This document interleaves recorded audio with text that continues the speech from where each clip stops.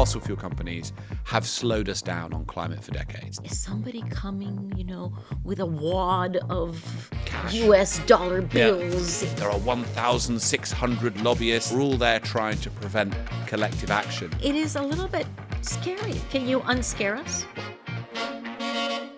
Okay, so this is the beginning of a couple of days we've got together, and we're going to start off by answering some of the many questions we've had from listeners. So let's go to our first question, which is from Eleanor. Let's have a listen. My husband and I were listening to a piece about the recent COP, the impact of the oil companies, the lobbying that has been going on at the COPs. We wanted to know what really is the content of that lobbying. Are they offering certain kinds of bribes to countries, certain benefits? What ways are they really trying to influence the individual representatives from countries to not try to limit the use of fossil fuels? Thank you. Honestly, it's a good question. Yeah. Because when you hear about lobbying, you think, is somebody coming, with a wad of Cash. US dollar bills and Bitcoin. offering, Gold. Quid pro quo for affecting the tax. It is a little bit scary. So can you unscare us? Well, I mean, it is a little bit scary, and also it's a common question. I remember speaking to many friends who maybe hadn't been inside the COPs, and their perspective of them is that they are full, as you say, of these very shady lobbyists trying to prevent a positive outcome. So let me try and address this question in a couple of ways. The first thing is to say it is evidently clear and a matter of public record that fossil fuel companies have slowed us down on climate for decades. That is, there is no doubt about that. And you can read books like The Carbon Wars from Jeremy Leggett that tell this long story, or watch the play lawsuit. Kyoto. Watch the play Kyoto. And usually when fossil fuel companies are trying to prevent countries or an individual country from doing something, they're trying to prevent targets and timeframes. Because once you put in place a target to do a specific thing and a time frame to get there, that affects the policy of that individual country or of collective countries that changes the economic context they're operating in.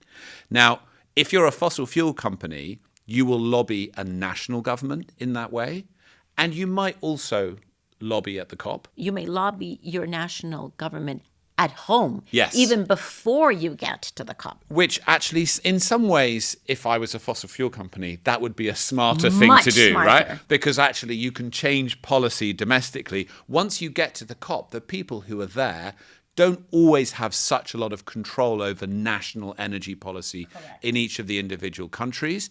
So I have to say, my own experience of 20 years at the COP, I did have one experience when I was at the UN when Suncor, the Canadian oil sands company, tried to cozy up to me and persuade me that some of these targets might be a bit too ambitious, which obviously we laughed at them.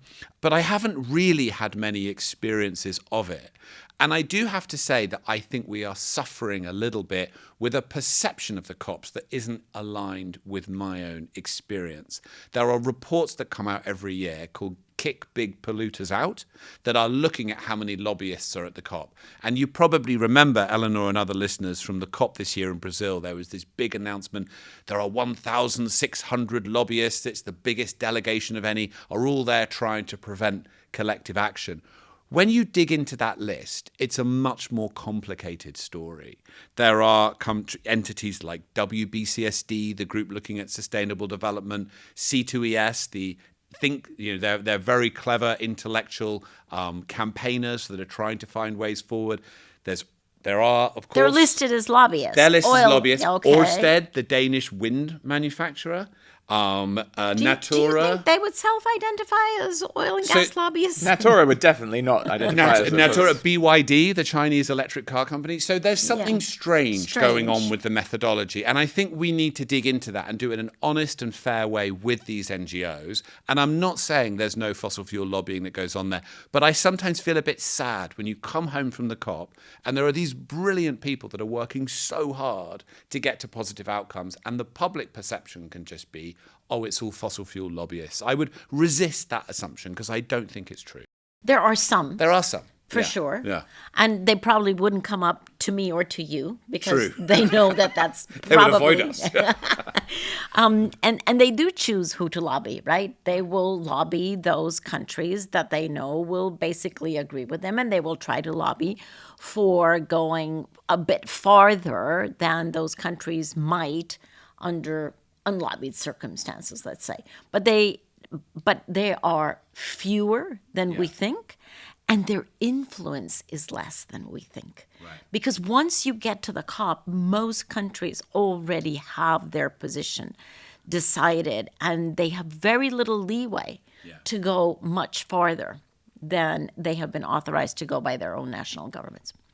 I think there's a weird thing going on here, which is the notion of lobbying may be quite a new one. And what I mean by that is, if you go back something like 30 years, there wasn't really a choice between kind of renewable energy and fossil fuel energy. So it was really just sales and marketing by the fossil fuel industry building on the Industrial Revolution.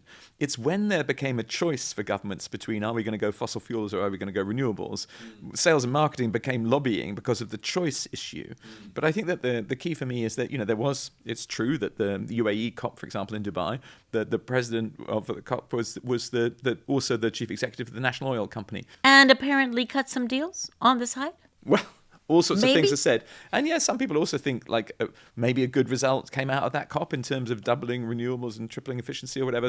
Or tripling renewables and doubling efficiency, forgive me getting it wrong. But the point being that I don't know. It's complex. Yeah, it's complex, and I think that it avoids simple solutions. So we should get into this. I mean, one other small example is on that list is also the State Grid Corporation of China, who without question use their transition lines to transmit energy generated by coal.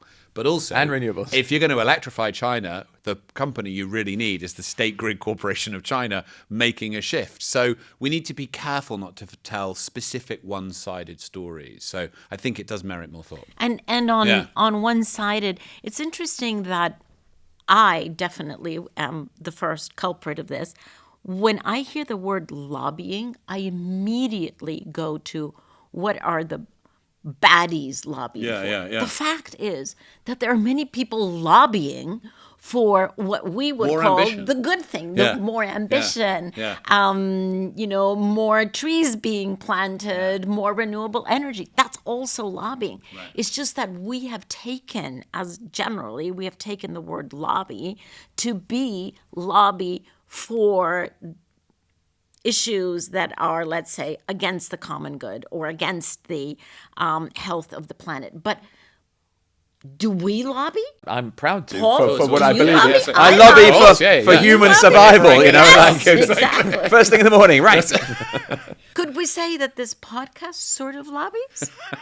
Yes, that's true. I mean, you're right. The word has a dirty association, probably coming from like tobacco lobbyists and other things from other sectors. But that is exactly what we try to do, at least. How successfully, I'm not sure. Apparently, the law says charities shouldn't lobby, but on the Parliament UK website it says people who lobby parliamentarians are typically charities. Oh, really? and companies, of course, and all this. Okay, shall we move on?